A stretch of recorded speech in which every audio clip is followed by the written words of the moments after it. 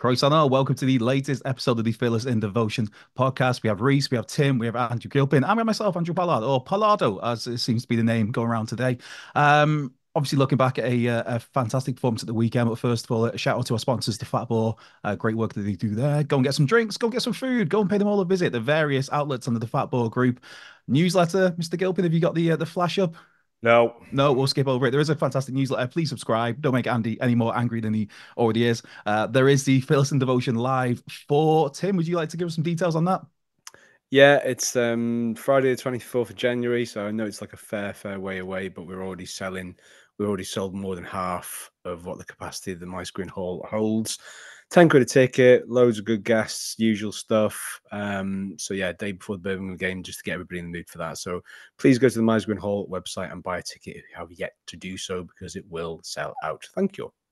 Yes, and that is a massive game, a highlight of the season there. That Birmingham game is one of those games where as soon as the fixtures came out, everybody was highlighting it. I think by the time that the season's over, there could be a lot of people looking back on this past weekend. Wrexham 3, Reading 0. Just a fantastic performance across the board. I thought everybody played really well, some better than others, but everybody had a very strong base level. And it was almost like felt like we put a marker down. Rhys, you were at this game, so go to you first on this one. Your thoughts coming out of that one? Yeah, it was great. Fantastic atmosphere. Yeah, first game for me, first home game in particular in a while. And what a game to go to. I mean, we were absolutely dominant. Possibly our best performance under Parky. I'm sure everyone's going to say it. It's certainly up there. Um, I know this is ironic because they hit the post twice, but other than that, didn't even look like scoring. And that one of those was when the game was totally dead and they tripped over each other, two defenders. I mean, every time they had like the ghost of an opening, it was totally shut down. The defensive effort was fantastic. In attack as well. I mean, the counter-attacking was amazing. And I mean, the stats are mental. We only had 33% possession, which is insane and just goes to show how comfortable the team is without the ball, and how confident they are in our defense. It was just, yeah, it was class. Loved every second of it.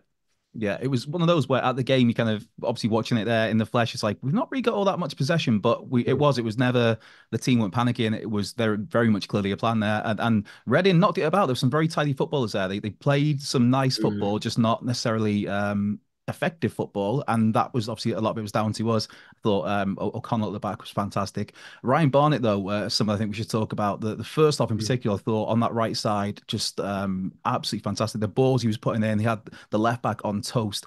Tim, how do you think that was one of Barney's best games for a while? I mean, Wickham, he played really well, I thought, the first game of the season, but that was just another level again at the weekend. Yeah, I mean, he's shown that he can make the grade, isn't he? That's the beauty of it. I think somebody pointed out yesterday or today on X that I think 8 of those players in that starting lineup yesterday were in the National League. So it kind of gives you a clear idea of the foundation, the basis that the owners and Parker were trying to put into place as early as that stage. So, but Barney's been great. There was a few raised eyebrows when the team sheet came out because everybody's like, "Oh, we want to see Revan, however you want to say it. We want to see him in the squad because he's electric, blah blah." But Parky's more than justified in putting Barney back in there because he was just great. He's calm. He knows he's got the pace to burn to get that extra couple of yards away from his marker. Once he's done that, he's got the time to pick out his man. And if you watch it, he had that over and over again. They give him way too much space, and he was just laser guiding the balls to Ollie Palmer every time, just danger ball after danger ball, and fully justified his selection. And we're fortunate that the depth is already on there for everybody to see in abundance what we've got. A couple of really solid players vying for that position. But delighted for Barney because he works really hard, and defensively he's a lot better than what he was last season as well, I think. Yeah, that was one of the points I was going to touch on them was because it's one thing where he's beating players and he's putting in some great balls and get to the byline, but I thought defensively he was superb. His tracking back, his winning of the ball, his retention of the ball in tight areas in essentially the right back position. I thought he was just fantastic. And I believe you predicted the correct scoreline as well, Tim. Yeah. Yeah, I was happy about that. I forgot until somebody reminded me because sort of before the match. It's like, oh yeah, I wouldn't mind a draw. I don't know where that mindset came from, because obviously last week I said, oh yeah, 3-0. Just There's because no way that was a serious prediction. I'm sorry. it was a serious prediction. Gilpin shouted me down. He's like, no. And I was like, no, it's going to happen. And yeah, have a bit more faith. Everybody should have a bit more faith in this team and this management team, because the home record is ridiculous. Reading has scored an awful lot of goals in consecutive games. That was the first time they've had a shutout in a long, long time. So as much as they're going through the rigmaroles of a takeover and using academy players, you can only beat what's in front of you, and we did that convincingly. Yeah, it was just solid all across the board. I did also predict 3-0, but the kind of caveat there is I predict 3-0 every game. So this is the one time in the season where it's like, yes, got it right. And Gez Lloyd, it's on video. You recorded it in the Vice Gwyn. I said 3-0. I'm sticking to it. Andy, obviously Paul Mullin came on for the last 20 minutes, came on about the 70th minute, I believe it was. Jack Marriott's been in for the first 3 league games of the season, has worked his socks off, scored what could well be the goal of the season already. When do you think that the trigger gets pulled on Moles? Is it the next game against Peterborough? Does he come in? What's it mean for Jack Marriott? Are we thinking you wait a bit more for Moles, build him up, and yeah?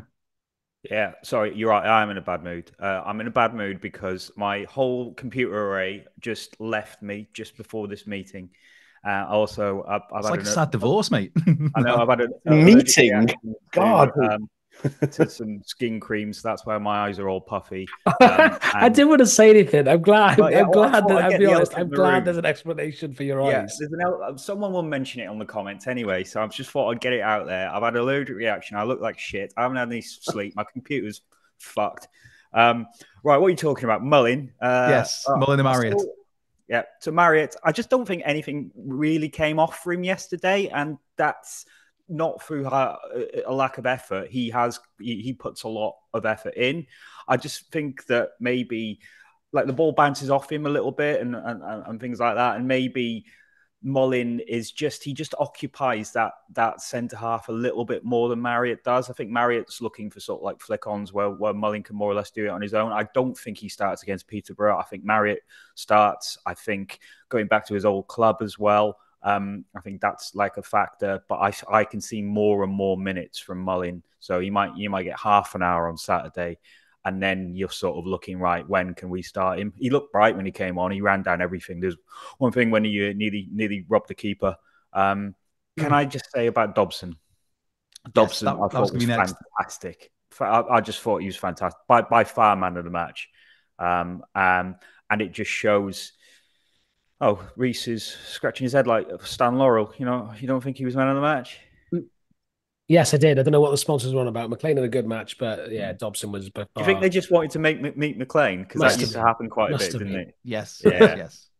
But Dobson was fantastic. I just think, he makes that midfield three hunting packs. He sort of controls them. He talks to them. And I thought the whole unit had a bit of everything. I thought it was also Lee's best game for quite a while. I thought he was fantastic as well. So I'm really pleased that the midfield three are really working as a unit, because there's 3 other people waiting in the wings. Yeah. Rathbone didn't even make the bench. Is he injured? I think he's probably injured, isn't he? He must be, otherwise. But, he didn't even make the bench. He's our record signing. Parky does like to keep people on the bench for a little bit and bring them in. And I just think if you've got the spectre of that for the midfield three that are already in, they're going to work extra hard to keep their places. And it's just such a lovely sort of balance to have at the moment, isn't it? All right, I'm in a better mood now. There we go. The angry panda is no more. I think with Dobson as well, one of the things, and just the fact that Rathbone's there, I think Rathbone in particular, because if you're coming in as a club's record signing, you're not going to be expecting to be starting on the bench once you get settled at the club. I think it's really raised Andy Cannon's game. I thought he was superb at the weekend. Dobson, you said, was superb. O'Connell at the back. Arthur, there was one really, really good save. Just such a calm, cool presence. There were so many stars of the show, but I think possibly the star of the show was James McClean's second half shirt, a long sleeved shirt, which feels like a while since we've seen one of those, especially on sale. Tim's eyes are going. It's the resident shirt connoisseur. My eyes are going as well. Yeah, there's a reason I'm wearing this. This is our last ever long sleeve shirt that Wrexham made. That long, really? Yeah, jeez, man. Yeah, it's been a while. I think this was 2018. I want to say. So yeah, I had to beg Jeff Scott to do long sleeve versions. I sort of went all proper British, like, do you know how cold it is in the winter months? I need a long sleeve option. So they did a run of them. I really hope they do, because some people just love long sleeve. I just think that shirt looks class with it, with the white cuffs and stuff. And apparently, that's probably why the shirts, the Man of the Match award went to him, because they thought, I am getting my hands on that rare as rocking horse long sleeve McClean shirt. So yeah, if you are the match sponsor and it doesn't suit you, get in touch. You know where to find us. Happy days. But yeah, I was wearing a long sleeve shirt yesterday. I think it was the Prifysgol Glyndŵr. Was that 2015, 2016? That was 2013. Oh, thank you. It was the first one with the round neck. If it's a V neck, that's the one. Round neck, yeah. That was a mistake because it was baking. It was hot. Yeah. I wore a long sleeve yesterday just to meet Super Glenn, because I'd worn it the previous time I met him for some bizarre reason. So there we are. So yeah, more long sleeve shirts in football. Yeah, I wore a sweater like a total idiot on Saturday because it was pissing down when I left the house. It's like, well, this rain's grim. By the time I got to the My Squint, it's like, oh, this is really warm now, and I'm just in a jumper, Mickey Thomas jumper, albeit, but still a jumper nonetheless. Right, Ollie Palmer, take advice from Stephen Fletcher over coffee. What do we make of that? It's sensible. Stephen Fletcher again came on, just looks like he just glides, just like the gliding samurai, just across the water, just an absolute beautiful specimen of a man who's just so calm and composed. So if you're Ollie Palmer, you think that, yes, that's somebody you want to be learning from, especially mildly similar styles of play, not totally the same. I liked it because Ollie Palmer, self-confessed bit of a knob by his own admission, if you compare it to the likability of a lot of the other players. However, he did say post-match that he said you're never too old to learn. Which I kind of like that. I kind of like that there is still an element of humbleness throughout everybody in that squad. It's what Parky keeps saying about keeping them grounded. And just that he went for a coffee with Fletcher, and Fletcher's saying, "Oh, maybe try this in your movement." So I thought, well, I'll watch that. I'll watch the goal back, and it is kind of noticeable. He just holds off briefly, just gives himself that yard to get the spring and get the jump on his man. So little things, and delighted. Does that explain the celebration? Because yes, the celebration, he seems to run away from his teammates and go straight to Fletcher. Yeah, that was the reason behind it. That's what I think Mozza or somebody asked the question after. So it just typifies and amplifies what Parky's gone on record and keeps saying it. And it's what I find really enamoring about the entire squad, is that they all are in it together. He says it all the time. So the people that are not even knocking on the door are still the club's biggest cheerleaders, and to have that vibe amongst it is one less thing for Parky to worry about whether he's upsetting somebody who can't get onto the team sheet, who's a club record signing. So to have that good feel-good factor around the place is integral to how our season started. Yeah, in terms of little details, there was one time, the most minutest of things in, it might even have been in injury time. It was at the end of the game. They put a ball into the box, and it just went out for a goal kick, and it was just the ball comes over, Max Cae Ras by a man, and he just gives him the slightest of nudges that just takes him away from the flight of the ball, and it was just like the smallest thing, but it's like just so savvy. Owen O'Connell gives him a big slap on the arse and an attaboy, and they have like a little moment together. Just again, that's the Max Cae Ras. Just again, this is someone that's going to go to special places, hopefully with us. Speaking of people that might be with us or might not be with us, Friday's deadline. This is like the obligatory, are we going to get a striker chat, I believe, but also who do we imagine could be on the way out of the club by the time the Peterborough game rolls around on Saturday? Well, I mean, where'd you begin? There's plenty. I think Billy Waters is the obvious candidate that people mention. Potentially James Jones, potentially Anthony Ford. James Jones, interesting. Yeah, well, maybe not. I think Fordy probably, Dolby likely, Bickerstaff likely.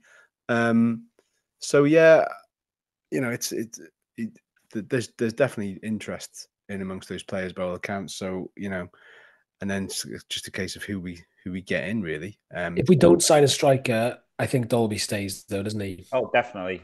And I think Mullin coming back has sort of slightly, even from last week, downplayed the need for a striker. But I never thought it was the Mullin role we were looking at. I've always thought it was the other starting centre forward. Now Ollie has started well, but when the games come to when you get 2 per week, it's hard for him to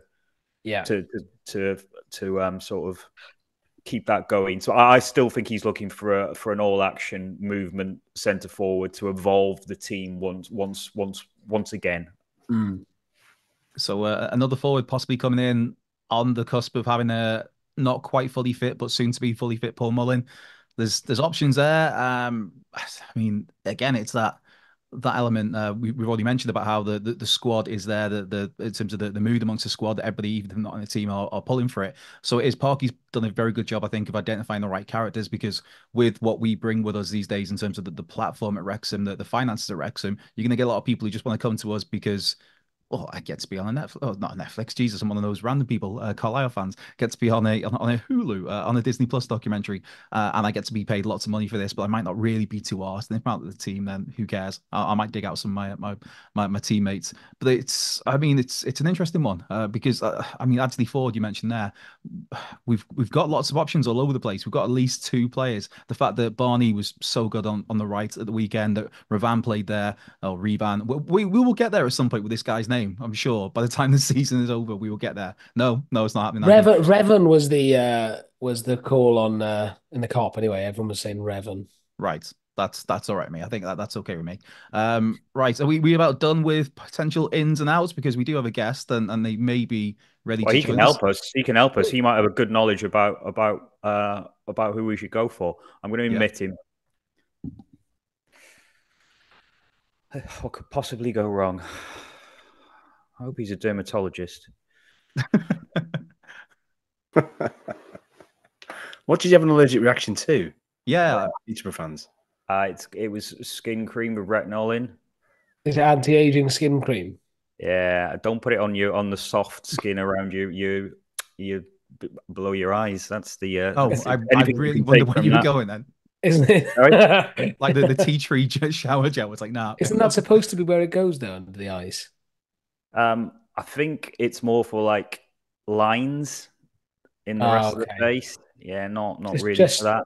Just get Botox, mate. Keep the talk about Andy's skincare regime going, because Charlie's got audio problems. He said it'll be 1 minute. So let's find out more about Andy's skincare regime. Is it similar? Is it similar to Patrick Bateman? Well, no. Tell what we could do. Let's quickly. What are the rumours? Who have we heard? Bradshaw still. I thought, you hear Bradshaw's staying in the Holt Lodge, and then he's not, and then he's going to Charlton, and then he isn't. But Bradshaw's the sort of lad that they are looking at. But he's still 32. I do think they might, if they can, get someone a little bit younger who you can have a few years with. Well, Bradshaw, you're going to get 2, really, aren't you?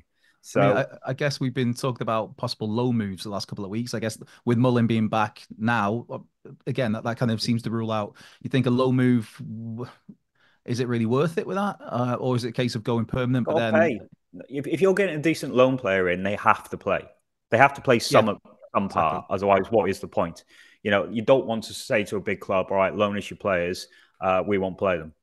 That's why it's so much easier with a keeper, because you can say, he'll be our keeper all season, guaranteed, pretty much. Yeah. Well, whilst we wait for Charlie to join us from the Up The Poshcast pod, he's here. There you go, as if by magic. Can you hear us? I can. I think it's all we can sorted hear you. now. Happy days. You're right, mate. Thanks for joining us. No worries. First of all, tell us a bit about the Up The Poshcast, how long you've been going for, etc. We obviously know it's all about Peterborough United, but just give us a bit of a backstory to you guys. Yeah, so we've been we started up in the summer, so we're all people that have done sort of podcasts and stuff before. What one of us was in a podcast before that then shut down. I do a fan channel with Posh as well, and then there's people that host the Twitter Spaces, and so all sort of different type of content creators to do with Posh, and we all thought we'd band together and make a podcast because there was a bit of a void for a really good Peterborough United podcast. So yeah, we appeared, and then it's been going well since. Granted, not very long, but we're hoping it will carry on for quite a while. Happy so days. Essentially the Avengers of Peterborough. Yes, exactly that. I feel like actually maybe I shouldn't say that because I don't think Posh fans would like that. Sounds a bit egotistical, but yeah, we think we've got a good lineup together. Yeah, I mean, we can't not talk about Darren Ferguson. What, 4 times in charge, or is he up to 12 times in charge now? But a Wrexham I think legend, he's former been Wrexham sacked captain. and reappointed in the last 10 minutes. Yeah, I mean he's very excited for the game, as you can expect. You know, he keeps mentioning it in interviews.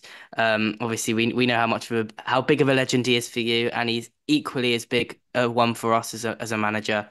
We've never been able to find anyone in the sort of Darren McAntony, Peterborough United era who suits the club as Darren Ferguson. He has a play style which is really attractive to watch, which is something that posh fans need. And yeah, he's the perfect manager to take our club forward.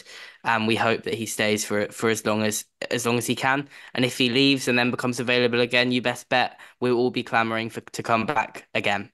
Is it that thing with Peterborough that every time somebody does get sacked or leaves, in terms of manager, is it like, well, it's going to give me Fergie back. Fergie's going to be back. Yeah, I mean, we're at least what's he up to? You know, is he available? Is he taking a break? Is he in a job? You know, he's he is the man. Obviously we've had Grant McCann twice as well now. We won't go back there again. I can assure you of that. But no, he will always be welcome as the manager of Peterborough United because Yeah. he is just that good. Yeah. It seems like you've had a solid start. Sorry, Tim, go on. No, I just find it fascinating in a sort of, yeah, I'm sort of going fast forward now into the future. I kind of imagine that would be like a Phil Parkinson kind of thing for Wrexham. That's how it feels at the moment. You know what I mean? If he was never to go and he'd come back, I don't know, but the kind of the boomerang of Darren Ferguson and Peterborough, it's not often mimicked in many places, is it? Really? I mean, I can't think of many other managers that's happened to for one particular club. No, well, I mean, we all think at Peterborough that Wrexham is going to be the eventual destination for Darren Ferguson when he does leave Posh again. You know, that's sort of a general theory amongst Posh fans that we think, you know, makes sense. He's got his playing allegiances at Wrexham. He's so when we were in the Championship, he left because he's a manager that gets very quickly frustrated if he doesn't feel backed, you know, financially. Wrexham is a place where obviously he'll get that backing. So we feel that he will, and also your style at the minute is not the most attractive in terms of possession and stuff. When you eventually want to move to that style, which you know all modern day football clubs do attempt to do at some point, I think Ferguson will be the manager for you because his style's fantastic, and so it wouldn't surprise me if Darren Ferguson ended up managing a Wrexham in a few years' time. I can't remember. I don't know if any of you guys can pitch in, but I can't remember if he was ever offered the job He was prior to no, Brian Carey. no. The fact that he was overlooked. So He wanted it, overlooked. didn't he? He wanted it, Yeah, but they offered it to Brian Carey. Yeah, that's what that's kind what of he left. left straight after, didn't he? Yeah, No, I think you know That was an obviously. error. Oh yeah, I know it was an error, but the thing is, like, if he'd have taken that job, there's no way his dad would have let him fail in his first job. We would have had the pick of the loan players, I think, and I think that would have been the smart move. But you know, I think it was just it came down to not to say Brian Kerr was a yes man, but that was the more obviously with Darren Ferguson, as Charlie just said there, he's got quite high standards and he got a short temper, short patience, as we saw as a player. He was very demanding, and I think the powers that be in time thought there's gonna be a lot of pushback from this guy from making manager if things aren't going well. Brian Carey maybe not so much so, and yeah, I think that was why the decision was made on that. And then obviously Fergie went off as player manager to Peterborough, but at the age of 34, I think he was. January 2007, which is crazy to think how long ago that was now. Yeah, so we lost our captain, lost our potential manager, and he took Kevin Russell with him as well. So it was like, oh, this is great. But we managed to stay up just about that season anyway. Charlie, can I just ask about Peterborough's recruitment policy? Because it's always been held up as quite sort of innovative, that you sort of go to non-league and you sort of buy the cream of the talent and sort of bring it through. And there's been a long history of that. Is that still what the club are doing? Bring the likes of, I don't know. I mean, if you go back through the history, the McClean, Mikhail Smith, and then I think you've had a few since then. Yeah, I mean we've had the most recent successes of that sort of non-league to top divisions pathways. Obviously, players like Ronnie Edwards, who's just moved on to Southampton, Harrison Burrows, who's just gone to Sheffield United. Those were all players that were in our team last season, and yeah, it's definitely something we're continuing to look to do. We want to sign young players. You know, we want to sign players from non-league. We want to recruit from home, and we feel that we are. as a fan base and as a club, we feel that we are probably the best in the EFL at bringing a talent in that maybe has flown under the radar and making them into something. And so, Barry Fry always drops his quip, join us and we'll make you a millionaire to young players. And it's worked many a time. So I think our recruitment policy is a really interesting one. It definitely means that Posh fans have their eyes on, League Two and non-league a lot more than potentially other clubs. We just signed Chris Clark from the National League, who got something like 35 goal contributions for Altrincham last season. So we're still looking to do it. We've had a bit of trouble this summer because there's quite a lot of clubs that are trying to not copy us, but doing the same thing. And they have more financial resource. We might talk later, but I believe Wrexham, you guys beat us to a signing earlier this summer by offering triple the wages to poor Lewis Brunt, who was about to sign for Posh. So that was disappointing. Our owner said that on the on his podcast. So yeah, it's been a tough summer. We've recruited abroad for the first time really this summer, but the recruitment process of bringing young players in and developing them is still one that's definitely there. How is it having Darren McAntony as the owner? Because he seems like a character, should we say? You'll see him pop up on all the radio shows on Sky Sports. He's always about on deadline day, phoning in from somewhere like Dubai, talking about all these deals and stuff. He seems like an interesting fella. Yeah, he's absolute Marmite. You either love him or you hate him. We've got a group of Posh fans who still boycott to this day because he owns the club. And then we've got people like me, a lot of the younger generation especially, and some sort of more positive, less cynical fans that really like him. I think, listen, he's vocal, and it's very rare that you get to hear from your sort of chairman every single week. And we do that through the podcast. He talks quite openly on Talk Sport as well. He's just I'm a fan. I think he's great. He's been in Twitter Spaces with the fans where literally fans can just go in and ask him questions, and he'll take any of the fans on, and he'll try and be as open and honest as he can. So I'm a big fan of him. I think the media presence, as long as it's not distracting him from doing his job, which it doesn't, he's fantastic in terms of recruitment and he pays the bills and he's very good. I think the media presence is a bonus for me. Yeah, you said that some fans have boycotted the club because of him. What? Because I just know the loose details of him. What was the reason for people boycotting because of him? Is it just because of how outspoken he is and the spotlight he has? Yeah, I think there were there's been a few contentious things. I don't want to go into anything because there's some legal grey areas over some of the stuff you can and can't talk about in terms of Darren McAntony. But well, now I'm interested, Charlie. Yeah, now we're going to Google after this is over.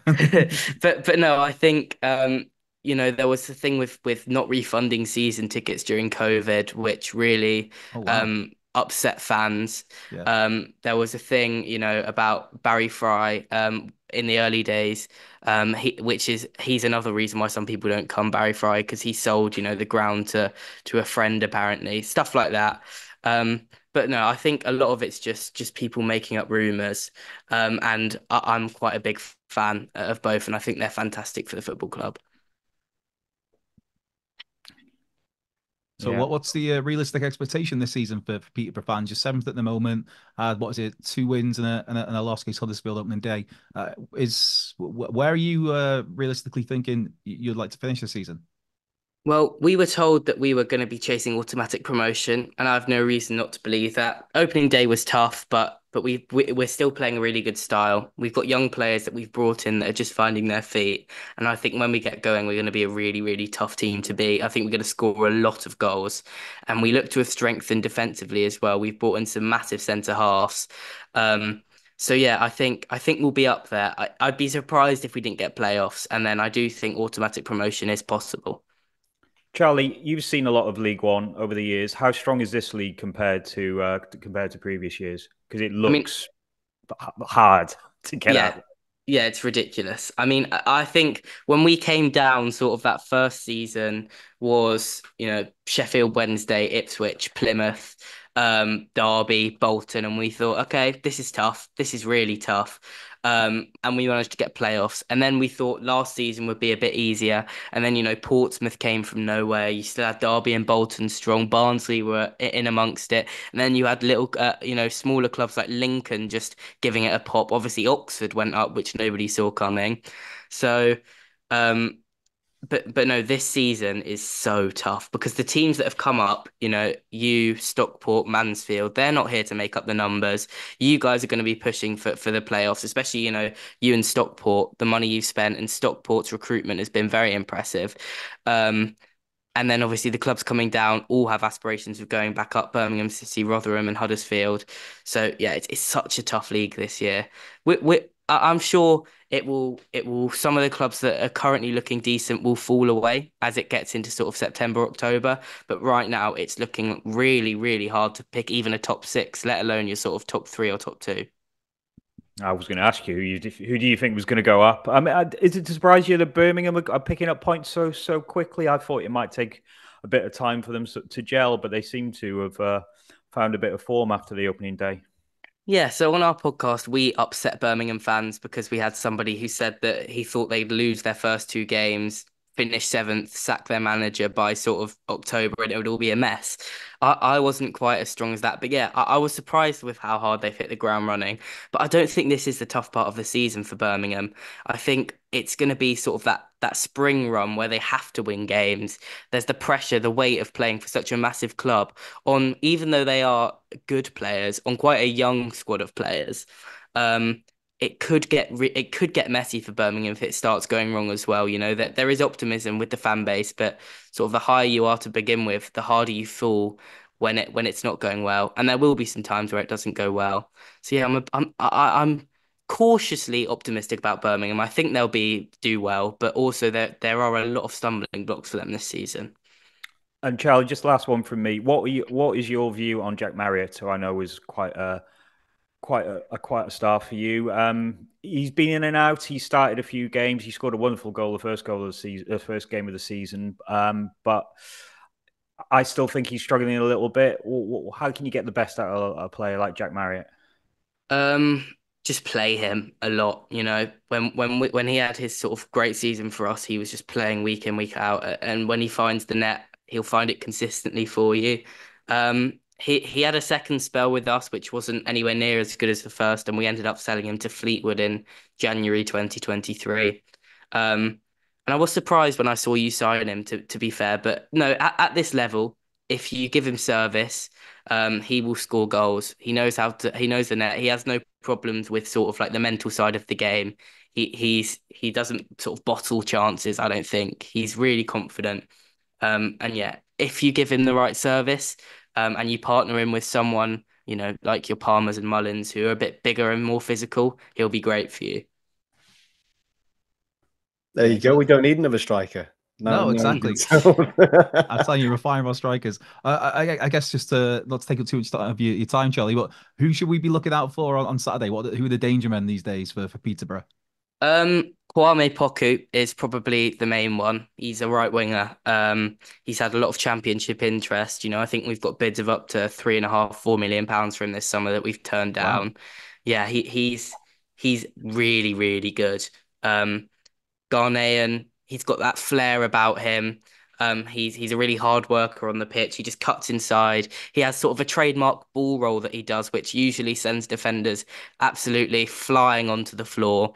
Yeah, he's an excellent player, and if you don't mark him very tightly and almost make it a 10v10 game and just cut him out of it completely, you could find yourself in a bit of trouble because he will hurt you. Well, hopefully you accept one of those bids before Friday's deadline, and he's not playing on Saturday. That sounds a bit. He's definitely not going. We're shut for business in terms of outgoings, according to the management and ownership staff, because we've sold a lot of players this summer, and it's time for the squad to settle down. Very fair. Very fair. Should we do predictions? Yeah. Okay, so this is where you're not gonna like me as much, because I've got to keep my predictions consistent across podcasts. And on the podcast that we've just recorded, Up The Poshcast, I predicted that Posh would beat Wrexham 5-1. Wow, Charlie! Hang on, erased everything he just said for the last 20 minutes. Outrageous. Can we kick him out the chat? That's very bold. 5-1. You're coming across so well until you drop that. The whitewash cast. Well, there is thought process behind it, because Wrexham are currently your bottom of the league in terms of average possession. You're netting about 36% possession a game, right? If you let us have the ball, I'm telling you now, we will tear you to shreds because we have players that are really good in possession. And I know you've got big centre-backs, but that's not how we play. We play with small strikers, pressing strikers, wingers that will get in behind your wing-backs. It wouldn't surprise me if I saw James McClean get sent off on Saturday because Poku is going to cause him a big problem. I think, listen, you've not really been welcomed to League One yet. I feel like you've had 3 relatively calm games. I think Bolton weren't at it when you played them, and you've had two decent home games. And it can't go on like this. You're gonna be hit with a bit of a reality check. It's such soon, an angelic face, but the devil inside. Yeah. You've seen your true colours.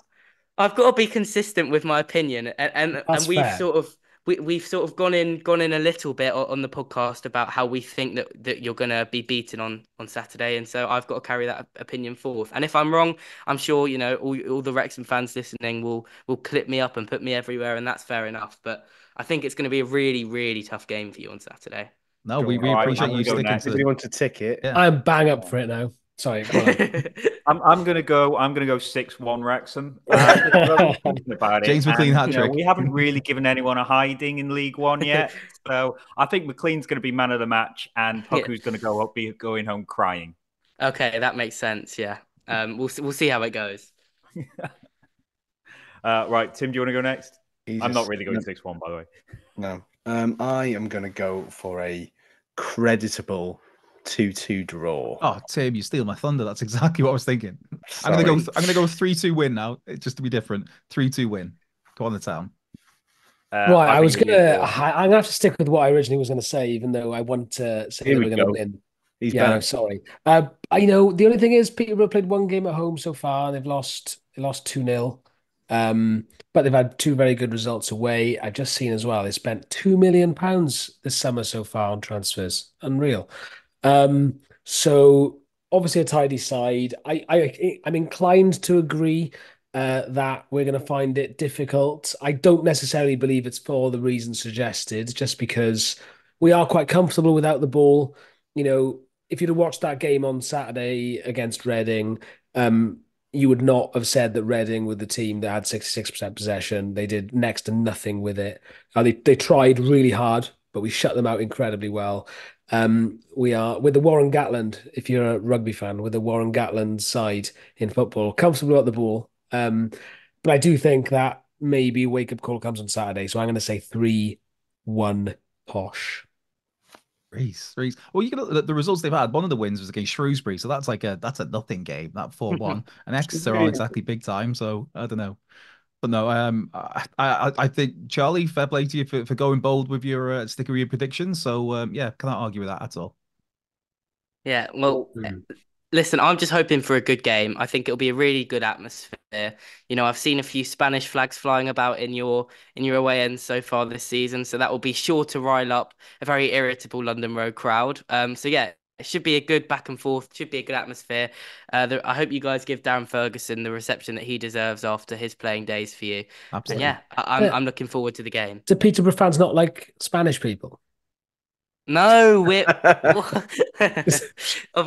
course. We've got a lot of Spanish fans. I wasn't Charlie. sure if there was some hidden story I wasn't aware of there. No, well, I mean, let's not forget the Euros final that happened just a few months ago. Let's not forget it. Sorry, Let's never yeah. forget it. Remind us what happened, Charlie. I forgot. Yeah, about that yeah, one. you have to remind me.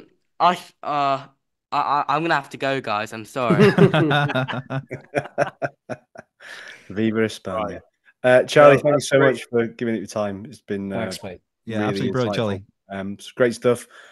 Continue the good work with the Poshcast. And yeah, thanks for your time, mate. Thanks for coming on. We're going to wrap up our bits and bobs now. So feel free to depart with your 5-1 wonderful prediction. But thanks for coming on, mate. Appreciate it. Cool. Thanks for having me on. man, Yeah, Charlie? see you all on Saturday. Take See care. you mate. there, mate. Take care. See you there. Bye. Who is going? I'm Are going. you going? I'm Yeah. going. I'm not going, and now I'm gutted because I'm absolutely buzzing You're for it. fuming now. You want to scrap Rhys? Charlie's got your heckles up, hasn't he? He really has. Yeah, he turned that nicely, didn't he? Bless him. A lovely fella. And then it's like, no, 5-1. Yeah. He gets spanked. James McClean gets sent off. Like, what? What? Yeah, No, wow. lovely fella. What's worse about it is I fear He was stroking his brass knuckle just out of sight as well. Is that what they call it these days, Tim? I don't know what the terms are. But yeah. Yeah, fair play to him. At least he's come on and he's stuck to what he said before, and he's not been swayed just because he's around Wrexham fans. So yeah, more power to him. Right, we can't not talk about Darren Ferguson. We've obviously talked about Darren Ferguson there at Peterborough. More important than 4 times managing Peterborough, he's a Wrexham legend, Wrexham captain, 349 games, 34 goals, 7.5 years. Nearly became manager, as we talked there, until we upped it with Brian Carey. But there's so many great memories when you look back at Fergie's time here, whether it's important goals, Middlesbrough, the South End, whether it's just the many assists, so many for Andy Morrell. If in case Moz is listening, there was a lot of those came from Fergie free kicks and corners. Loved the scrap when it came to it. Loved the bollocking for anybody that was in earshot. Demanded the ball wherever he was on the pitch, would take it off the goalkeeper. Just to go around, I guess start with you, Andy. Favorite memories of Darren Ferguson's time at the racecourse? It has to be the LDV bands, just because where we were at the time, the fact that the game was such a tight game until extra time, and Fergie, a burst of pace, I think it was, but that sort of yeah. And didn't he do a celebration the as well? Forward roll, the forward roll. It's the celebration that's in my head as well, because didn't he go like this? He went, yeah, and I can see it clear as day. Loved it. Yeah, and yeah. After I was covering the game for the Daily Post, and I said to him at the end in the press conference, I said, "Darren, is this your proudest moment in football?" And he goes, "Nah, when I won the league." And I thought, well, fair enough. But to be honest, Darren, you only played about 6 games there, really, didn't you? So yeah, I think that for me was the standout moment. It's the moment when you say to me, Darren Ferguson, that goal, that game, that kit, that's Darren Ferguson for me. Yeah, and when you say win the league, I'm assuming you mean the Man United 92-93, not the Wrexham 2003, where it's like, no, let's dismiss that. Rhys, your favorite Fergie memories? I'm going to be really boring. It was the same one. It was just that was sort of. I'm a bit younger than you guys, so I don't remember too much before then. But it's it's so ingrained in my memory. He looked kind of surprised that he'd scored, and I think we all were, because from my memory, their defender just totally fell asleep and didn't realize he was behind him, and he snuck in front of him and just got a toe to it. It wasn't a particularly finessed finish, but obviously that was when we could all relax at the end of extra time and just sort of properly let loose. And I loved it. Yeah, on a slightly different scale, it was a little bit like the Sam Vokes goal against Belgium, where it's like it was that relax of like that's it now. We're like obviously, Sam Vokes was a little bit closer to the end of the final whistle there, but it was that relief. Tim, yourself and Fergie, which sounds like a romantic comedy there, I think. Yeah. Either the goal against Middlesbrough in the FA Cup. He was awful at goal celebrations in general. I mean, his forward roll was the best, worst one, but he was crap at goal celebrations. He just didn't know what to do. He just ran off with a big smile on his face. But I think my best one was just because of the occasion. It was when we played Walsall. Or when was it? Let me think. It was 2001. We were 2-0 down and we won it 3-2. He was in that side. Trundle with the winner on his debut. No, it was Falconbridge with the winner, but he scored on his debut, and then Russell hit that belter of a shot, and we won it 3-2 in that double diamond shiny blue kit. And I just remember Fergie just thought, if anybody's going to get us out of this mess, it's going to be him. And he's one of those people that you just think, leader of men. You know, even then he wasn't the fastest player, but his brain was faster than everybody else's. That he was always two moves ahead of everybody else, and that's why he will always be regarded as a Wrexham legend. I just wish he had a lot more to show for it. He had a couple of things to show for it. Great, I think it could have been a bit more for him. But yeah, it's going to be very, very interesting, and I've no doubt what Charlie's just said is probably right. You know, Fergie will have his teams playing in a certain way with a bit of flair, and it'll be a very, very interesting proposition on Saturday. Yeah, I'd imagine it'll get a very good reaction from the away support. With myself, just to echo the same sentiment you said about Darren Ferguson, all of those moments. There is also the goal against Rochdale, what turned out to be his last goal for us, where it's Boxing Day 2005, and it was dark at this point. In my head, it was pissing down. I was in the Kop, and he just scores rifles this 30-yard volley in. And you said about the celebrations, Tim. It's just where he just kind of runs and lies down on his back. Just as in, I'm kind of a bit knackered. I've ran a little bit. I don't really know what to do. I'm just going to lie here and take in all the adulation. And also when when the dickheads were in charge, and there was a Hamilton called him out for his wages, and he went and took supposedly anyway went and took an immediate wage cut just to kind of stick it to him a little bit. But great 7 for the club. Just top draw player. You know what, Andrew? There's a lot of things that he did behind the scenes that people probably don't know about. I think one of the important things is the link that we did have with his old man got us a lot of players when we really needed it. And I think that helped us when we're in need. So a lot of things that Fergie did behind the scenes that are really important to us. And you know what? I'd love to have him on here, and I think he's like the great sort of whale guest that we really would like to get on, but I don't think he ever wants to do it, and I don't think he needs to. No, we'll manifest it. It's the same thing. Like trying to get him to my squim one day. It's like that's never gonna happen. We'd love to do it, but yeah, with Fergie, it was the relationship that we had with his old man, which started obviously with Brian Flynn becoming friends with Fergie, which I believe started because Flynn had just go and watch Man United youth games and got friendly with Fergie that way, and we got a few players on loan that way. But talking about the reaction Fergie might get, just to wrap this up, because I have a genuine question here, because my season ticket didn't work, or the scanner didn't work, so I missed the first about 8 minutes of the game.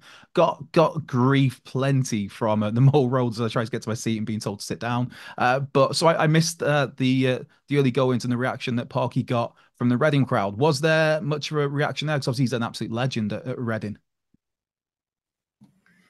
Yeah, he was very well received. They all spoke highly of him beforehand. I think he had he was on one of the Reading podcasts in the days leading up to that game, and just speaking how highly regarded he is there, and the sort of he still holds the club in high esteem as well. So a lot of respect on both parts, and it was great. It was great. It's nice that we're in a different place to where Reading are. We've been there, we've seen it, we've worn the t-shirt more than once. So they love him, which is great. But please keep your hands off. Leave him alone, because lest we forget, he's not pinned down to a permanent deal. To see everybody. Right. Before we wrap up, should we just say that we've got a special coming now? We're going to give you the live version of the Humphrey Ker interview. Some really good stuff in. Because it's a live recording, it's not as bang on as a Zoom cast, but it's still very well worth listening to and watching. And thanks very much to Jamie from the Eat More Chips podcast for sorting it out for us. Absolutely did us a solid there. We're really, really thankful for your help.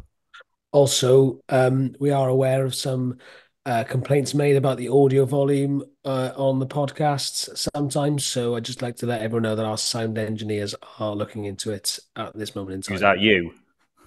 No, we have a team. Oh, okay, good. It's not the same team as the one that does iFollow. We have to point that out because they had their issues apparently at the weekend. The only other thing I can think of, just regarding, I've seen a few people mention it. As great as the atmosphere has been at the Stoke Cae Ras, there's been a few issues with some stewarding. Not so much the Wrexham stewarding, but the hired steward, the extra help that have been coming in, telling people to sit down. Mainly those at the back of the PG7 stand area and at the back of the temporary comp. If you're at the back of any stand and you're not obscuring somebody's view, that shouldn't be an issue, should it? If you're standing in front of somebody who genuinely needs to sit down and is unable or can't or doesn't wish to stand up or be forced to stand up, then obviously that's slightly problematic. But in the absence of safe standing and a new cop, I don't see why there's a massive issue with fans not being able to stand if they're the very last row and they're not obscuring a view. So apparently there's been a few things said and done by some steward, and we don't want to start taking that away. I know there's a health and safety aspect, but come on, it's got to be some sort of common sense. And also, we live an incredibly sedentary lifestyle these days, so anything that gets people on their feet, I think, is something that should be applauded. Yeah, and there's been various things, you know what things like, oh, but what next? Are they going to take the drum away? They're going to start removing the flags. I mean, it's special what is being created at home at the moment. It really is. I mean, that transcended to like Bolton, if you like, in terms of the the noise and everything else. So I think it's important that we harness it and not try and take the bricks out of that wall. You know, if it's going to be conducive to actually helping the team, it makes no sense. So hopefully, you know, the powers that be listen to the fans, and as long as there's no harm being done by anything and standing up and so on and so forth, and then, you know, maybe the stewards need to use a bit more discretion. Right, great. Well, thanks for cheering me up, boys. I'm going to put a ice pack on this, and keep us posted, Andy. Yeah, cucumbers. Cucumbers. Yeah, that's a good idea. Yeah. All right. Yeah. All right. No, isn't it steak? We're gonna Raw steak. Okay. Again, yeah, sounds like a great buddy. Right. Okay. We're gonna pop the Humphrey Ker stuff in next, and thanks very much. Goodbye from me. Take it easy. Like, subscribe, share, all that jazz, and we'll see you next week ahead of the Shrewsbury game and looking back at the Peterborough game. Cheers. Cheers. See you. Bye. Sarah.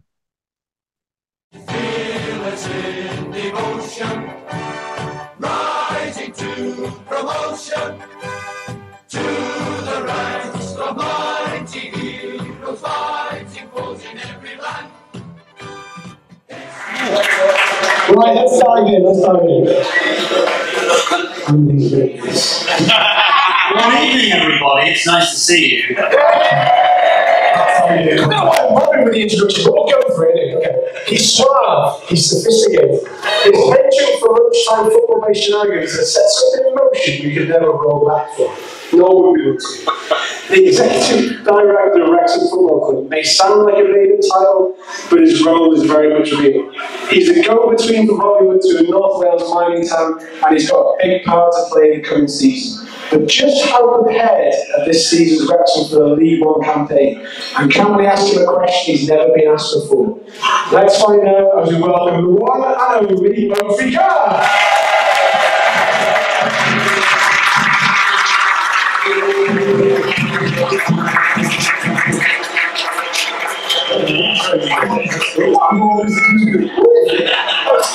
That role was worth it. There's nothing wrong with that intro. That intro was cracking on a train yesterday. All my heart into that. 3 hours ago. Right, let's get to the chase. Robin Ryan, one promotion. I think you were a little bit more measured than that earlier on in this summer. Sure.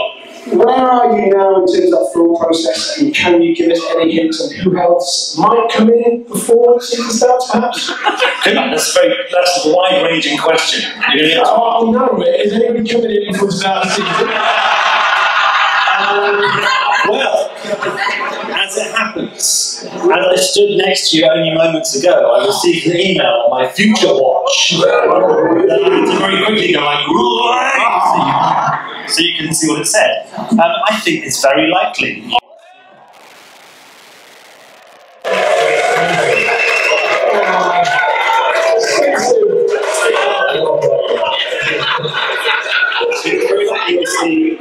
You will see at least one more player.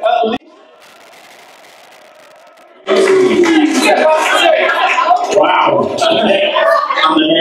That's to be honest, this is probably going to be the high point of my interview, so I'm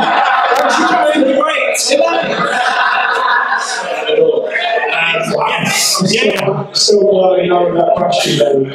I'm not going to give us any more, I know that. So, backtracking, what is your thought process going into this campaign? Now you know who we signed, who we're about to sign. Where are you in terms of what the expectations and what your hopes? I think that if you've seen, if any of you've seen the documentary, which I'm sure some of you have, I think I usually am try to be a bit more measured than the lads, because by the lads I mean Rob and Ryan, because they tend to be very excitable. And when we were in Canada, Ollie was saying back to back to back on a podcast, and you know, I think that what Lee was saying is Richmond is a very difficult league. It's a big jump for us. One thing we've always said is that we think it takes at least 2 windows to shift a team between divisions, if that makes sense. Or at least shift them into challenges between divisions. So, you know, that we found that with the first summer that we came in, or the first sort of proper summer that we had, we built a decent team and it finished second, but it wasn't complete until we brought Ollie in January. He really sparked that second half of the season. So every summer, every window, we work very, very hard, and I think we've signed really great players who've improved the quality of the squad and given us a very good fighting chance of doing something unexpected in this division. And I think that as I said, we're not finished yet in the transfer window, and I think that the players we bring in, we're looking to bring them in as first team starters who are going to come in and change the kind of the dimension of the team. So who knows? I do think the point of we're not going to smash everybody in the league this season. It doesn't matter who we bring in the next 2-3 weeks, whatever it is, until the window closes, because as I alluded to earlier, Birmingham can spend 1.3 million quid on a left back, and that's no joke. And you asked why aren't we spending 18 million quid on a striker? I know what you're saying now. I'll be honest. As I said, I didn't even buy my drink here tonight. That's how cheap I am. So where's the ambition? Yes, yeah. That's why saving up that £3.60 to go to the transfer kitty. But yeah, so I mean, listen, I'm really excited about this season. I think we can, every season, there is a team that comes out and kind of shocks everybody, and why not us? I think we've built a very strong defence, strong midfield. We're looking for reinforcements further up the pitch, looking to add a bit of attacking flair and all that kind of thing. So, who knows? Let's just have fun. In terms of your role, how has it kind of evolved and changed from when you've come in? And has it changed more since we've had the hiring of a new CEO? And is it adapted somewhat? Well, it's definitely changed since I started. When I first got here, Sean, Harvey, and I kind of arrived as a bit of a double act, and we only had 5-6 members of staff. Everyone else was a volunteer, and that meant that I was a lot more sleeves rolled up and kind of getting into the nitty-gritty of it and performing kind of direct executive actions and stuff, whatever that may have been. As we've added more and more people, that role has become a bit diluted because you don't need me here the whole time. Initially it was, that first year I was here for 4 months before the takeover went through, and then probably another 3 to 4 over the course of the rest of that year. And as we've added more pieces of the puzzle, that my sort of direct interface is required. I think what's stayed the same is that sort of impetus to be someone who translates Hollywood into football and football into Hollywood, and getting Rob Ryan to understand what it is that we're doing, and kind of trying to retain, ironically, given that I'm a posh Ollie from down south, as much of the cultural understanding that I've got of what Wrexham is, that I can make sure that they don't lose sight of that, or whoever they bring in doesn't lose sight of that, because I think that's incredibly important. I'm a football fan first and foremost, and I've often said that this job, what's amazing is to get to cross the white line in a way and suddenly be inside of it. But you always retain that thing of I love football, I love football culture, I love football fans and fandom, and it's a thing that resonates really strongly with me. So I'm always looking to try and champion that as much as possible. Michael coming in, I think is already in the process of affecting big changes behind the scenes. One of the big things is that we're just looking to expand the operation in a massive way. So, we're hiring all sorts of people to new positions, and hopefully that's going to make us a lot more responsive and a lot more flexible and a lot more able to preempt things. We've been very reactive over the last couple of years, and I know that there are lots of people get very frustrated because our communications aren't as good as they could be, and our lots of our operations are, they're decent, but they're not as good as they should be. I think we put a lot of time and energy into the first team, what's going on the pitch. Last summer obviously we started our academy up, and then finally got category 3 status, and that's starting to really rumble into life. I think a big thing this season, from my perspective, is going to be the community trust and what we're doing out in the community, because that's not really changed since we came in. and we're really, really energized and enthused to start getting out there and start. You know, we've heard many times, and we've told the story many times about how great it is that people are taking their kids to play football, and you're suddenly seeing lots of Wrexham shirts rather than Manchester City shirts and things. But a big part of that for us is we should be out there coaching kids at a young age. We should be just interfacing with the community way more than we do. You know, we do a great deal just by dint of being a football club. It's a place people come to. It's a place where, you know, you have all come for a long time. You've met friends there, you've met partners there, you've taken your kids to all that kind of stuff, and we just want to supercharge that and make that something that is we're the best in the business of doing. So there's a very long answer, but me too. Was there a question? I blacked out about 7 minutes ago. I just woken up again. Very well. We have got a zillion questions, but we'll explain the reason why they sits. Before we get to them, just tell us a little bit about this. We were supposed to have like a hybrid pitch and under-soil heating. Oh, yeah. That hasn't happened. Yes. So the reason being that we were going to do it as kind of phase one of the COP, effectively. So the idea was when we took down the temporary stand, we'd go and put that in. We were going to move the dugouts, which I think people have heard about. All that still remains the plan. I think all that's going to happen next summer. But ultimately, it was decided that we want to do that all as part of a sort of unified package. And the pitch, actually, I mean, I think, I don't know who I was only watching on telly on Saturday, but like Channy's done an unbelievable job with it. It's in great nick. So we're like, look, you know, doing something like that costs like £1 million effectively. So when you do it, you're like, let's do it right. And when it comes in, it's going to be, as you say, it's going to be a Deso hybrid grass plastic pitch with under-soil heating. It'll be UEFA Category 4 standard. It'll be this, that, and the other. You know, so I think a big feature of, because I'm sure I don't know if we'll move on to the COP in due course. I mean, effectively what's happened with the COP is sort of similar, where we've gone, right, if I'm going to do this, I'm going to spend upwards of 20 million quid on this, which is what it will be north of. Let's make sure it is absolutely top drawer and will now fit together with whatever ends up happening to the other stands. Because I think that the original version that we did was amazing, but it was sort of a bit standalone, and you then get a thing where you had sort of weird different stands and you didn't maximise the space, which is going to be so important because of that small footprint and all that stuff. Anyway.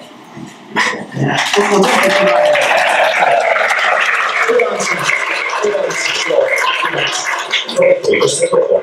When am I going to get beverage holder in my seat in the Mold Road store? What number is your seat? 73. He's trying to ban you, Lee. Yeah. yeah, I'll find your seat. Don't worry about that. You've got hands in there. Loyalty scheme. Loyalty scheme, yeah. Loyalty scheme something emerged not so long ago which looked like a framework of a loyalty scheme. Is that happening? Is it being delayed? Is it being replaced? Scrapped? Not scrapped, not replaced. It's been delayed. I'd say it's basically that's a function of the change over to Michael. So when Michael came in, the phrase he's used is he's like, I'm drinking from a fire hose right now. Like so much is coming at him so fast. But this was one of the things that was on the agenda for this season, for the start of this season, I should say. And he was like, look, can we just put a bit of a pin in this for a short while so I can get into the building, get my head around this, get to understand it. But we're still actually eager to run it out of this system. So all the data is being collected, and I not very exclusively reveal that basically the data is being collected in the manner as laid out in that document. And at a certain point during the season, we hope the objective is to go like, right, from here on out we're going to start doing it. It's much cleaner to do it from the start of the season. But ultimately, it's something we want to do because we know it's something that people feel really strongly about. And ultimately, it's one of those difficult things where whatever you do, some people are going to be disadvantaged by the new system, some people are going to be helped.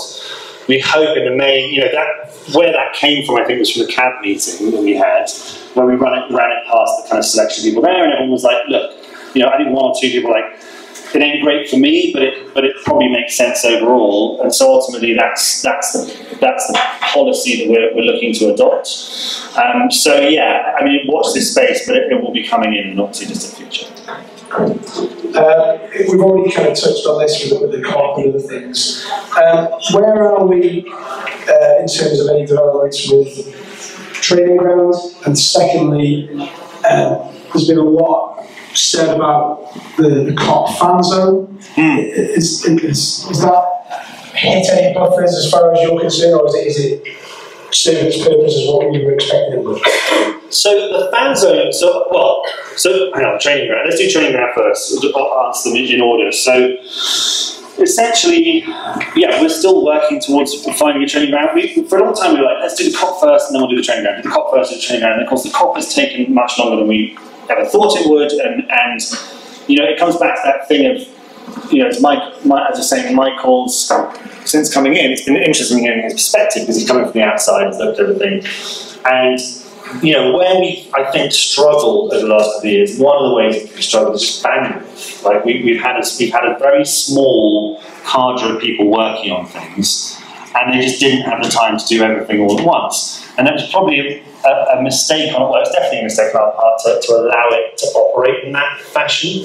And one of the big things behind Michael coming in was we need to sort of restructure this all strategically from top down, so that we can start to diversify what we're doing, bring more people in who have responsibilities for different areas, project managers, like a tour manager and things like that, you know, roles that effectively allow us to maximise it. You know, we do everything pretty damn well, but nothing brilliantly in a way. I think apart from, I say to myself, first team, what's happening on the pitch, like that's all, we put all our time resources into that, and everything else has been like, what can we get done?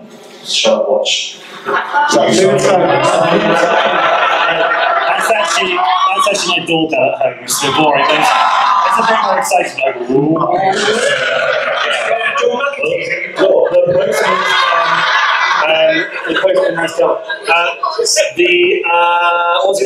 Yes. So in terms of training grounds, so obviously we've got this arrangement with Darwin at the moment. So that's to replicate a section of training ground. And in due course, I think the academy would potentially go to the main training ground with everybody. But that space at Darwin will always be useful to us because we'll use it as a community sports space. It'll be a place where we do tiny kids there, or a space where our women's team goes, or like we're always going to need to use the space. So, but we needed that space immediately in order to qualify for Cat 3, and that's incredibly important because it's, you know, that's where we start finding, you know, the next Lee Jones, the players from Wrexham that are going to wear this shirt and do wonderful things for us. So the first team, you know, there's been a bit of a change. We're at the FAW, and our relationship with them is really good at the moment. So we've been using Colliers as well a lot. We've got a good arrangement with them for now. But yeah, it remains absolutely one of the first priorities is to get our own training ground, do it ourselves, put the power in our own hands. Colliers have been brilliant, but every now and then they'll get a Wales under-19s camp or whatever it may be, and we can't use it. And so we've got a relatively good system of doing things, but again, it's not as good. You miss out on those 1%, those little bits and pieces that just put you over the edge, which is having our own space with a state-of-the-art gym, with a swimming pool, where our nutritionist can be based, all that kind of stuff. So yeah, that remains very important. What was the one after training ground? Oh, COP fan zone. Yes. So with the fan zone, it's a really interesting one. I think if there's one mistake we've made in regards to fan zone, this is not going to be what people think I'm going to say. I'm going to make a mistake. The one mistake I think we made is calling it a fan zone. But it's because what it is actually something slightly different, which is effectively a hospitality space for the COP, right? And I think if it's presented in that way, then people see it in a different light, right? The complaints about how much it costs, this and the other. Well, the 1864 suite costs more than being a regular seat in the Marlborough stand, but people understand you get something in return for that. You know, my single biggest hope for it is that people will go into it on Saturday and go into the following Saturday and be like, oh, this is good. This is a really good thing. And we've got 4 different food stalls in there. I think there's going to be curry from this lady who used to do it at Bolton Wanderers. They loved it there. It's now coming here. We've got, I think, wood-fired pizza. There's like a coffee bar. There's a burger bar. There's live music. There's face painting. There's like games and things for kids in there. So I think I think I've seen a lot of complaints about it. People don't like that it's exclusive to that section. They don't like that you pay £10 to go in there. They don't like all those things. But ultimately, what we're hoping is people go in and be like, oh, this is pretty good, actually. It's worth it. It's worth the £10. It's worth having access to all that food. So, you know, people might not... Fairly experimental at this stage. Yeah, I mean, ultimately, a lot of what we do is, I think people, you know, expect us, which is not unreasonable them to a certain extent, but expect us to come with things like, right, we're doing this new thing and it's fucking rules and we've nailed it and don't worry about it, like, it's brilliant.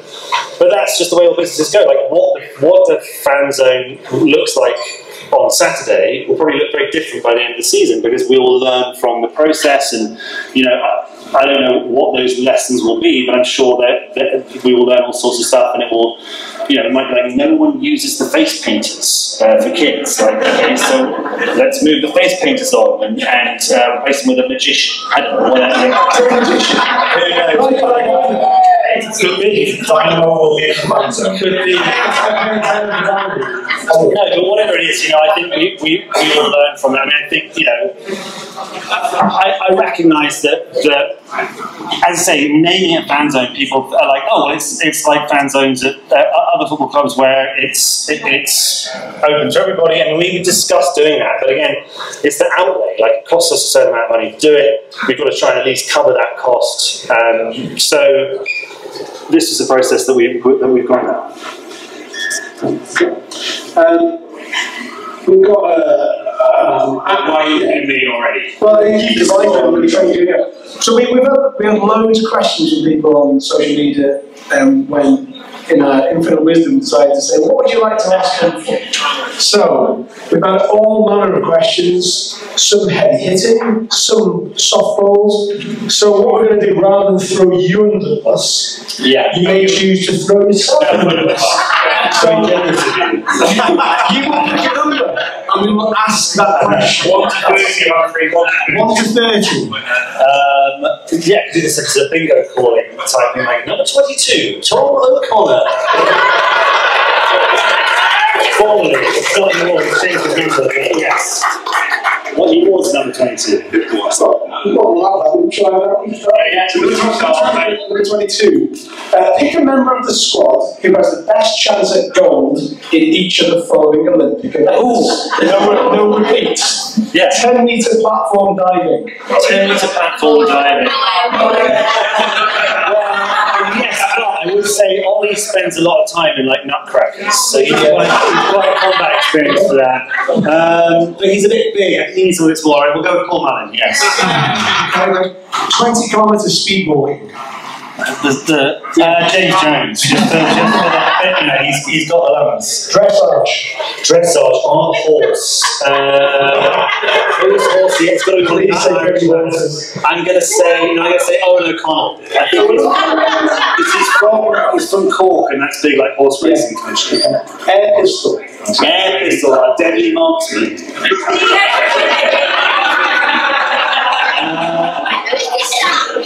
I've already said it. I'd probably go for Paul again, but I'm not allowed it, am I? Stephen Fletcher. Yeah. Break dancing. I can't do Stephen Fletcher again. No. Break dancing. Who could be break dancing? Do you know what, actually, Billy Waters. He's very musical. He's small and compact. Yeah. Who said Arthur? That's how yeah, believe me, as a similarly physique man to Arthur, we're not going to break dancing. That's good. Next number. Next number. Let's see. Really confusingly, this season, number 6, Tom O'Connor. I think we're on the hard ones at the top. So, if you had to room with any of the Wrexham squad on an away trip, who would it be and why? Genuinely difficult question, because I'd happily choose about 12 of them. I think I would go with gorgeous George Evans.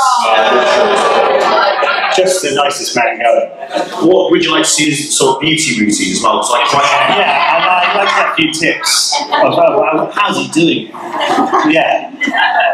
Although it would show me up. Maybe I need a real uggo. don't have any real Argos on the team. It's all very handsome bunch. Right, I'm not going to listen to anybody shouting any names out of the audience. Who's Argos or not? From the random number generator, yeah, which is it's a supercomputer, it's not a real paper. Yeah. What will you pick next? What's my next one? Let's go with number 4, Max Clewer. Oh, hang on. Right, okay. This is very soft so far. Very good. Good. Into the hard-hitting ones. Someone goes. What question is this? Yeah. It's Humphrey Ker. I mean, okay, this is very similar to the last one. Humphrey Ker got a 4-night break in a static caravan in Port Vale. Yeah. He has to take 3 players with him. 3 players. Who does he take and why? Okay, I'm going to take 3. Okay, so I won't take George because we're rimming all the time. Smell magnificent. Yes. I would take Will Boyle. It's very funny. Yeah. He makes me laugh. I would take. Who else? See, I wouldn't take Jimmy to a caravan. We pick up at 4 in the morning. We come back at like 6 a.m. Like, it's got 12 miles. Good for you.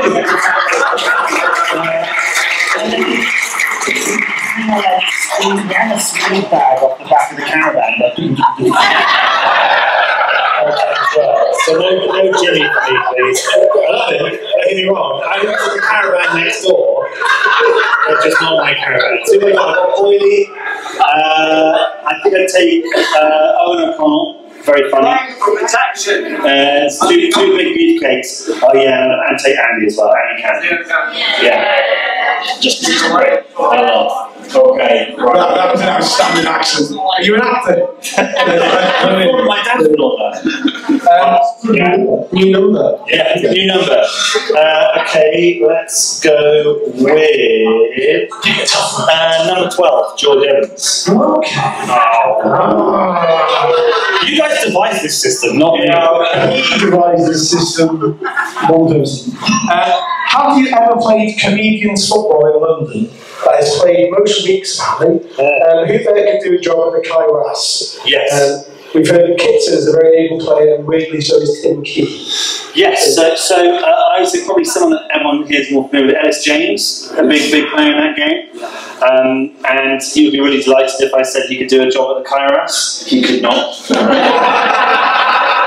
No, he's a good winger, Ellis. But the interesting thing about this is a game in South London. Lots of people who work in comedy play it, and the only story from that is worth telling, really, is the difference between when you play all the stand-ups never pass the fucking ball and they shoot from everywhere, and all the like sketch and character comedians pass the ball to each other. So I remember playing with Tim Vine and Lee Mack once, and Tim shot from his own box while the goalkeeper was still in goal, and the ball had only about reached the halfway line, and then Lee received it the other side and shot from the halfway line, giving it back to us.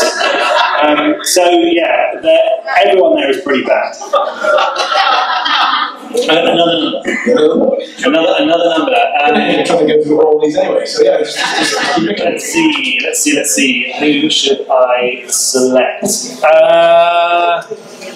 Let's do Stephen Fletcher, number 26. Oh, okay. Let's see. yes. Oh, you'll regret this. So I'm regretting all of this. Yes, I look forward to this question, really putting a full stop on that regret. Can the club collaborate with the FAW and further utilise Collier's Park as a training centre, especially considering all the focus our ownership have delivered for Welsh football? Can we buy Collier's Park? No. £2? No, because no. The answer is no, because we can't really collaborate with them more because we're already collaborating with them loads, and they've been great, very helpful. We also don't want to buy Collier's because it doesn't have what we want. We want something bigger and fancier than Collier's. So it's a very catchy comment. particularly bitchy towards Colliers. That's not. Oh God! Let's shut the door. Shut the door to get anybody out of here. Podcast. No, Colliers is brilliant, but it's got quite a limited space. I mean, it's fantastic what it is. We love it. We love using it. But as I say, the aspiration of what we want to do is we want to, there are I think 3 pitches at Colliers, and we want someone that's got 7 or 8 pitches in the end. There's one thing I want you all to take from that tonight is that Humphrey Ker 8 Colliers. Collier's heart killed my parents. This whole thing is a long con for me to purchase and then burn down Collier's Park. None of that is true. Let's do number 10, Paul Mullin. Would Humphrey Ker rather get Wrexham to the Premier League or win an Oscar? Wrexham to the Premier League.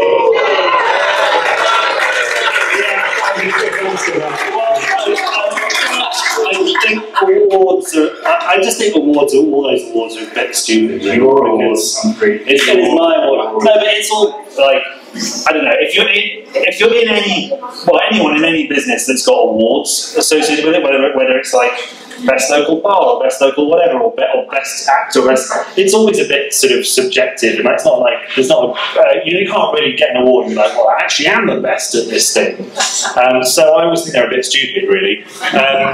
And yeah, so yes, Premiership, please. I think you're the best in the Star Wars books. Thank you. There are no awards handed out for that. Another number. Let's go with. Who's number 17 these days? Oh yes, Luke Bolton. Yeah, number 17, Luke Bolton. Which Hogwarts house do you belong to? I'll be real quick. Obviously, I want to think it's Gryffindor, but it's Hufflepuff. Yeah. Another number. Let's go with number 20, Andy Cannon.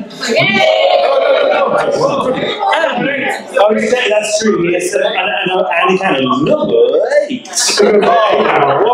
Start a computer up again. Wait, which one's the better question? I mean, this is a softball, but where does Humphrey Ker, in brackets, mostly gets his clothes from? Not all the time, but mostly gets his clothes from.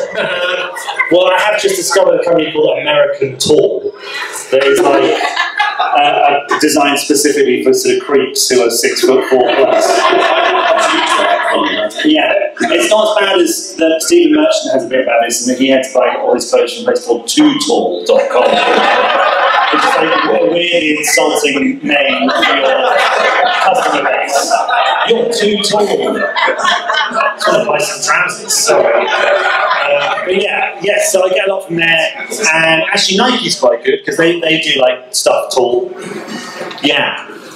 Does anyone do anything extra small asking for a friend? Yeah, I mean, is that American small? I Google American small and see what comes up. Another number, right? Yeah, I think the way it's going, we're just going to ask them all anyway because you're really good at Any requests? 19. Jacob Mendy. 19. Okay, nice. What moment since then sticks in your mind as the highlight scene from the last 3 years? And what would you leave on the cutting room floor? This is documentary based. I see. Yeah. Well, what's my favourite scene? Well, I mean, it's difficult. There's a bunch of different. I mean, if we're talking about the documentary, there's loads of stuff there that I think is really amazing. Stuff around Jordan and Kelsey and their trials and tribulations was really moving, and stuff around JJ and Chloe and Jude, all that stuff. I think it's one of the best things about the documentary is it shows all the players for who they are, which is human beings, and I think it's so easy for us to forget that. You know, footballers always have this difficulty. I think footballers always have a challenge, which is that everybody's like, oh, I wish I was a footballer, I wish I had that, and they assume that everything is great for those people, and they don't really other than not having a great game on Saturday, they don't have any problems. And so I think all those scenes are really brilliant. In terms of the real life scenes and things, I mean, it's hard to look past the like Paul's first goal against Boreham Wood, that being the moment where I was like, oh wow, we're going to do it. We're going to do it tonight, and it's really happening. Like, that was amazing. In terms of the cutting room floor, anything with me in it, I'm very happy to get rid of. Don't really, ironically, well, I became an actor because I was like, I want to pretend to be other people than myself. So seeing myself on camera, I really don't like very much. Just about that, in the first season when you first introduced to the players, and Keaton was there. Have you ever spoken to Dean about that moment since? Because I think you probably look back and everybody can see the same thing, that they were like, who? What? I definitely knew that at the moment.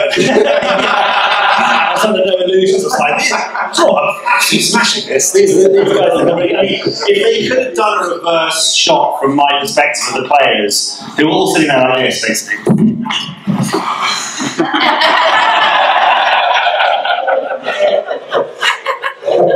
I mean, Theo the Cell, I thought was like, that man's going to kill me in the car park. No, I mean, it's funny because people released soon after. He did.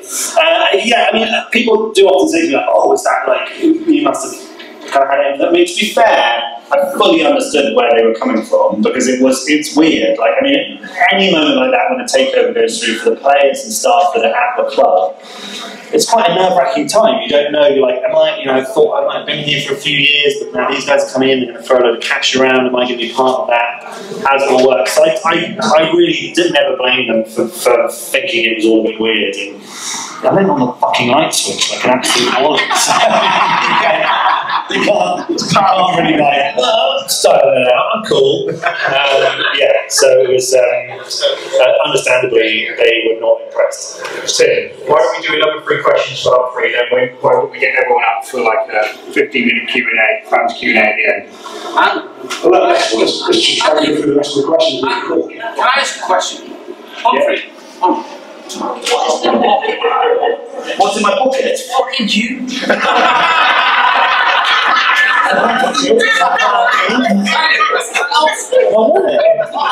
It's his wallet, mate.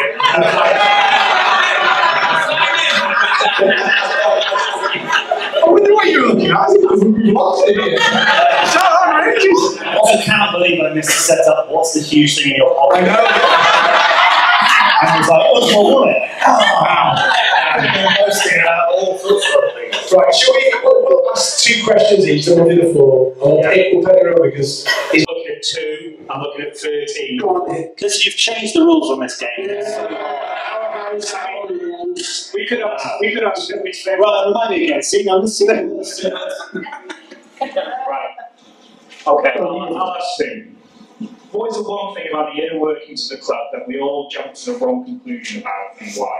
Ooh, that's a good one. I mean, I think it's an extension of, what I was saying earlier about players and things like that. I think sometimes people forget that they're like human beings at the club, and we are flawed and we make mistakes, and you make I think case in point, you've got things like the Jordan Tanaka's contract. That's the thing that came out this summer. Everyone was kind of crowing about that. But the nature of those things is, when we write the contract, it goes to the agent, they make changes, it comes back to us, it goes through so many different things. It goes to the PFA, it goes to wherever it is, and just no one spotted that in one of the things there was the wrong number written into the space. And I think that sort of I think I think people expect perfection in some ways from the people that work at football clubs, or kind of elite performance. And the reality is that, we have issues with all sorts of things. But you see, Liverpool basically at the start of the season, Liverpool had the same issues we had when people were signing up for season tickets, the same sort of computer issues. It's just the human nature of people. I think sometimes people forget about, but I don't see particularly people jumping to huge conclusions about. I think you do see people love stories, they love narratives, and people love the soap opera things. And you see sometimes it's like, you can tell Phil's livid about about something because this hasn't happened. It's like, man, none of this is going on necessarily. But yeah, that's probably the biggest one, maybe.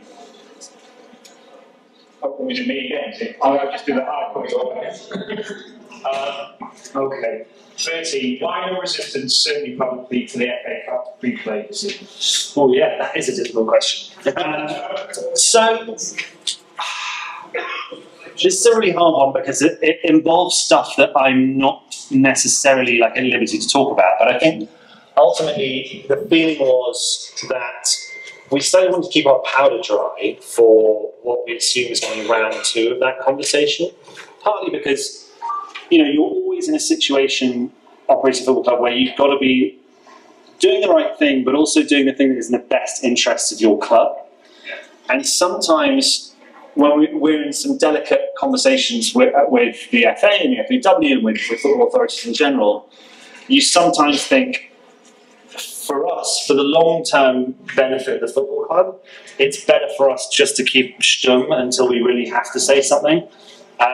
So that ultimately was the decision here, and we discussed it behind the scenes, and we were like, no one was thrilled about doing it, but the feeling was that it would help us more with some of the stuff that we all want to do further down the line. It was going to require a lot of buy-in from the football associations, that we would just hope we'd get lost in the mix. We didn't get lost in the mix at all, of course, and that's another one of those situations where you're like, as I say, in due course, I hope we'll be able to explain it a bit better because the thing that we're trying to achieve will have been achieved.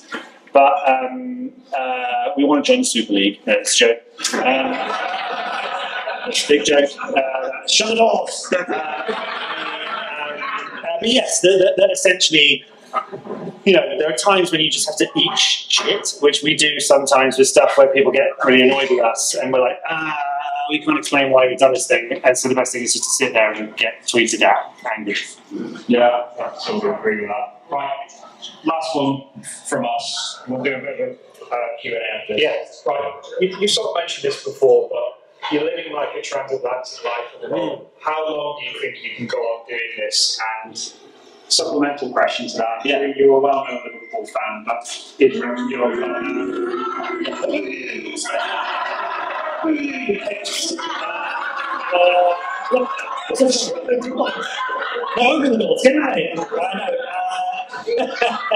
yes, so as you can tell from my thick toxic accent, I am a Liverpool fan. I mean, I've got the worst reason for being a Liverpool fan of anyone ever, which is that I went to a very posh all-boys boarding school where everybody loved Manchester United, even though they spoke like me because they were the best team going at the time. And I was a contrary little bastard, and they were all like, and I was like, well, I have the other one, who you hate. And then it grew into like a real obsession. But yes, so your question got cut off a bit. So it's basically, how long can you keep on doing this, living this transatlantic life? And if you did leave, is Wrexham going to be your club now? Oh yes, I think one of the things about doing this is that it's like I don't have the emotional energy to really care about what Liverpool are doing. Like yesterday was like, oh, Wednesday is their first game of the season on Saturday, and was like, oh no, it's next weekend. But like that 5 years was unthinkable because I've been watching every friendly and checking the transfer gossip and like doing everything that we all do as fans. And now I find myself being very like, it's actually quite a good way. I can recommend it as a way to support a football club because you're like, oh, they won, wicked, and then oh, they lost, oh well, who cares? It's fine. It's quite a positive experience. But no, I mean, I think in terms of how long I can do this for. End of last season, I found myself I was really run down with everything. I was just spending a lot of time away from home, and I was finding the pressure of the run-in and kind of just the topsy-turviness emotionally. I find myself like if we drew a game, I'd be like absolutely distraught for 5 days, and if we won, would be so elated and I couldn't go to sleep and everything. Don't come to the room. No, sure. But I think it's when you feel a responsibility for it as well. Like it magnifies it times 10 because you're so desperate to succeed for all sorts of reasons. The main one being like, of course, it's your job and you want to do it, but also there are times when people are slagging off players on Twitter and things like that. You're like, I fucking want to stick it to them. you do get, I think you get a very siege mentality thing where you're like, you know, all fans of other clubs are slating us or saying shit, you know, you're just desperate to like get it, and I just found it all a bit exhausting. And in the summer, ironically, is almost the worst time to work in a football club because you have so much work on, but you also, there's no football for everybody. So that's the point. You know, do you remember last summer or the summer before, there was a whole thing about Wrexham Lager and how we were taking Wrexham Lager out of the stadium, and it was a disgrace, and people send me stuff. I mean, every name under the sun, like how dare you discuss blah, blah, blah. Yes, that was, yes, I could have got my DMs from you right now. But yeah, all that stuff, and you're just like, you're exhausted, you're just desperate for the football to come back, for everybody's like channel their energy into the right thing. But I had a really fun summer. The tour was fantastic. It was a great experience, and it was so nice seeing, you know, the new lads settling in. You were like, yeah, this is a really, really, really net positive experience. Like, they are going to hit the ground running, those players, because they are, you know, getting 2 weeks away with all your new colleagues is an unbelievably good way to bond with everyone. And I really enjoyed seeing those little combinations of people where, you know, like I know that like Lewis Brunt and Fletch and Elliot Lee are like a really tight little trio now. They're always hanging around together. And, you know, George Dobson's come in, he knows Owen and Elliot as well. Like him and Jimmy really hit it off, and they were sort of doing things together.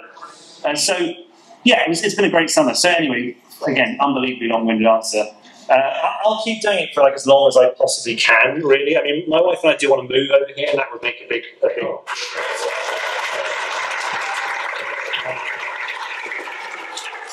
yeah, it's far away the most rewarding thing like I've ever done in terms of, you know, I love my other job, it's really fun, but what I do in that other world does not mean as much to people as what we do here at the club. And that's Don't do American all the time. thank you. You're one of the 8 people that saw it. So that was in line. But yeah, it's I mean, you have stuff like I flew over yesterday. I'm so jet lagged that I'm getting cramp in my leg for some unknown reason.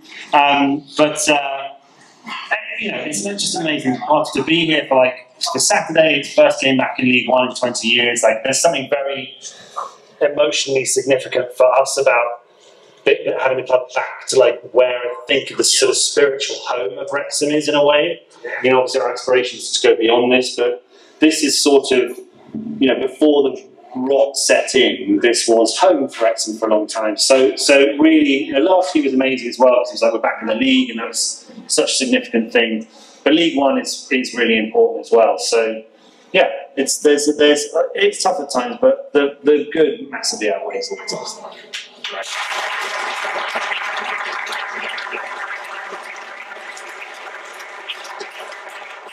We'll do a 20-minute Q&A with all guests, but before we do that, can you just give it up for Humphrey?